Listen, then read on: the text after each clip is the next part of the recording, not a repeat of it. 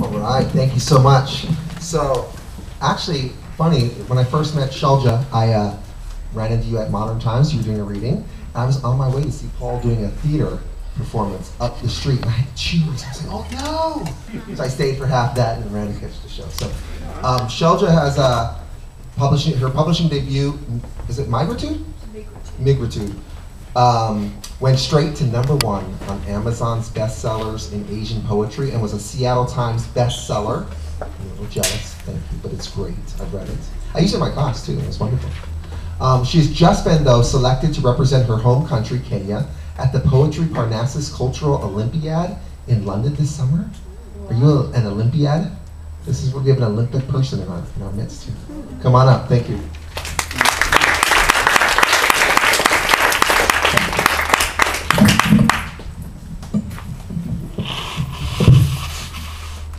They never said they loved us. Those words were not in any language spoken by my parents. I love you, honey, was the dribbled caramel of Hollywood movies, Dallas, Dynasty, where electricity surged 24 hours a day through skyscrapers, hot water gushed at the touch of gleaming taps, banquets obscene as the Pentagon were mere backdrops, where emotions had no consequences, words cost nothing, meant nothing, would never have to be redeemed. My parents didn't speak that language. 1975, 15 Kenyan shillings to the British pound. My mother speaks battle.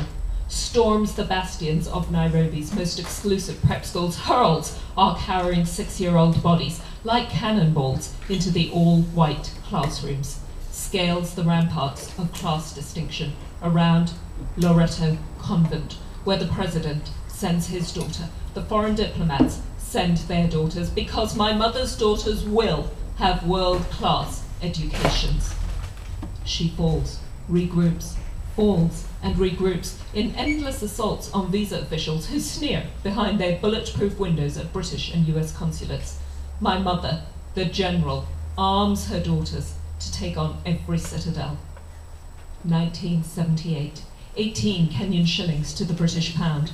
My father speaks stoic endurance. He began at 16 the brutal apprenticeship of a man who takes care of his own.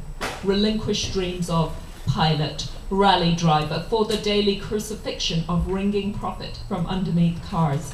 My father, the foot soldier, bound to an honor deeper than any currency. You must finish what you start. You must march until you drop. You must give your life for those you bring into the world. I try to explain love in shillings to those who've never gauged. Who gets to leave? Who has to stay? Who breaks free and what they pay? Those who've never counted love in every rung of the ladder, from survival to choice. A force as grim and determined as a boot up the backside, a spur that draws blood, a mountaineer's rope that yanks remorselessly up. My parents never say they love us. They count and save and count. The shilling falls against the pound. College fees for overseas students rise like flood tides. Love is a luxury, priced in hard currency, ringed by tariffs. And we, on the raft, devour prospectuses of ivied buildings, smooth lawns, vast libraries, gleaming science labs. The way Jehovah's Witnesses gobble visions of paradise, because we know we'll have to be twice as good, 3 times as fast, 4 times as driven, with angels, powers, and principalities on our sides just to get on the plane. 30 shillings to the pound, 40 shillings to the pound. My parents fight over money late in the night. My father pounds the wall and shouts, "I can't! It's impossible! What do you think I am?" My mother propels us through school, tuition, exams, applications, locks us into rooms to study, keeps an iron grip on the bank books. 1982, gunshots in the streets of Nairobi. Military coup leaders thunder over the radio. Asian businesses wrecked and looted. Asian women raped. After the government regains control, we whisper what the coup leaders planned. Round up all the Asians at gunpoint in the National Stadium. Strip them of what they carry. march them 30 miles to the airport. Elders in wheelchairs, babies in arms. Pack them onto foreign planes of any foreign airline. Tell the pilots down the rifle barrels, leave. We don't care where you take them, leave. And I learned, like a stone in my gut, that third generation Asian Kenyan will never be Kenyan enough. That all my patriotic fervour will not turn my skin black. As yet another Western country drops the portcullis of immigration spikes, my mother straps my shoulders back with a belt to teach me to stand up straight. 50 shillings to the pound. We cry over meltdown pressure of exam after exam, where second place is never good enough. They snap, their faces taut with fear. You can't be soft. You must be strong. You have to fight or the world will eat you up. 70 shillings to the pound. They hug us, tearless, stoic at airports. As we board planes for icy, alien England, they cram instructions into our pockets like talismans. Cover your ears against the cold. Eat proper meals so you don't get sick. Stay away from the mufakias, the ones without purpose and values. Learn and study. Succeed. Learn and study. Succeed. Remember, remember, remember the cost of your life. They never say. They love us.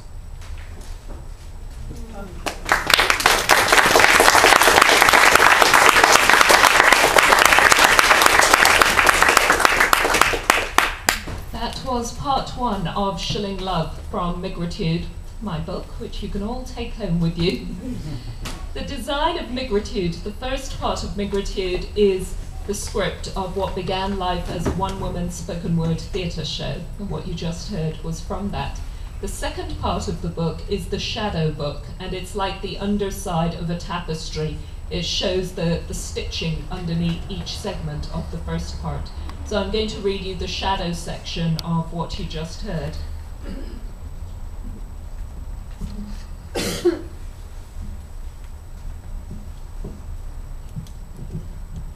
The English compositions we wrote in primary and secondary school were peopled by white characters with English names. We set them in European or US cities and schools and inserted ourselves into those landscapes. Or we stole freely from US sitcoms and soaps, Good Times, Dallas. One of my classmates, in an essay on the dangers of hitchhiking, reproduced, blow by blow, an episode of Different Strokes that had run the previous night on Kenyan TV. Didn't even change the names of the characters, just cast herself in the starring role. The English teacher commented, "You should use your own ideas in future," and gave her 75%. In all those years, there was only one teacher who ever challenged this erasure of our own lives. Ironically, he was a British expatriate. He asked my Standard 7 primary class why we used English names and places in our compositions instead of Kenyan ones. We stared at him, confused, a classroom of 11-year-olds who had never imagined that our reality had any place in literature. Finally, one girl raised her hand. "But that's what's in all the books we read." Shilling Love germinated on a hike with a man I was dating. As we walked the skyline to the sea trail in the Santa Cruz Mountains, I described my childhood to him, the anxiety of the 80s and 90s in Kenya, my parents' sacrifices, my drive to succeed, to repay them, to make it all worthwhile. He said, "God, your childhood sounds terrible. What struggle and duty." I was shocked. I thought I had been showing him how much my parents loved me.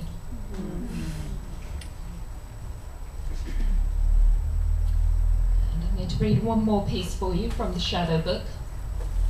Theatre is relationship, a body in front of other bodies, unfiltered, unedited, unmanipulated, in real time. If I screw up on stage, everyone participates in the moment. What then is writing? I got saved when I was 10 years old. My best friend, Nina, was the English-Dutch daughter of Christian missionaries.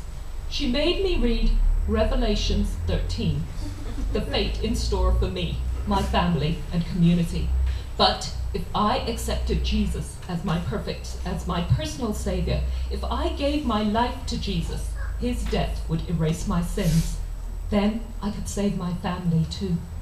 For every soul she brought to Jesus, Nina got a star in her crown in heaven. She wasn't sure if I had a crown in heaven too.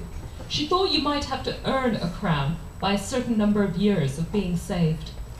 I went to Bible club every week, Thursday lunchtimes, learned Bible verse and Bible stories, sang an adaptation of Woody Guthrie.